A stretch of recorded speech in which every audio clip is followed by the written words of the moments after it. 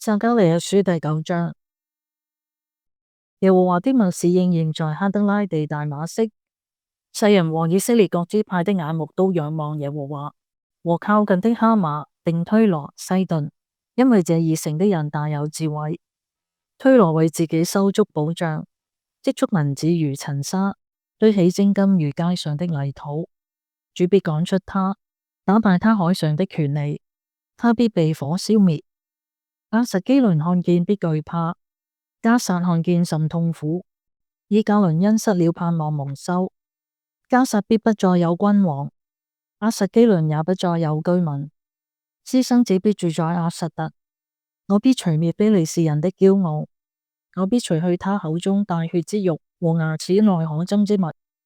他必作為餘剩的人歸於我們的神，必在猶大像族長，以革倫人必如耶布斯人。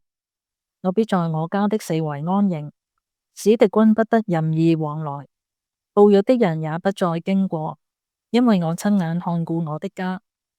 錫安的民啊，應當大大喜樂；耶路撒冷的民啊，應當歡呼。看啊，你的王來到你這裏，他是公義的，並且施行拯救，謙謙和和地騎着驢，就是騎着驢的駒子。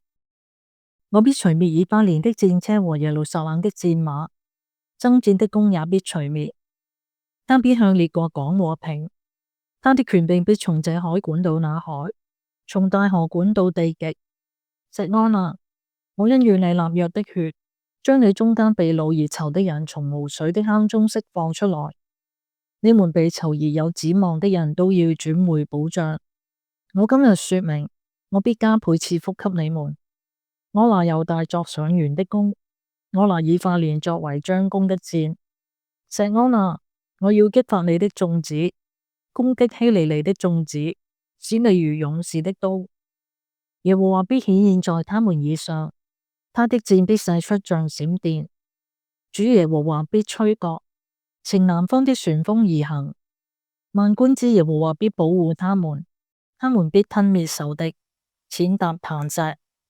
他們必喝血吶喊，猶如飲酒。他們必像盛滿血的碗，又像壇的四角滿了血。當那日，耶和華他們的神必看他的民如群羊，拯救他們，因為他們必像冠冕上的寶石，高舉在他的地椅上。他的恩慈何等大，他的榮美何其盛！五穀健壯少男，新酒培養處女。